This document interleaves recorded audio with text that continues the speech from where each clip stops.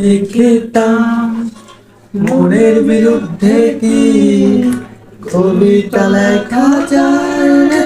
জটিল করলে জটিল হবে, সহজ করলে সহজ।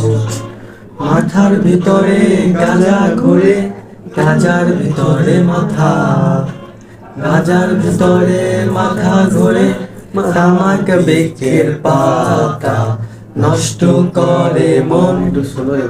নেশা কেটে গেলে তুমিও কেটে যাবে, নেশা কেটে গেলে তুমিও কেটে যাবে।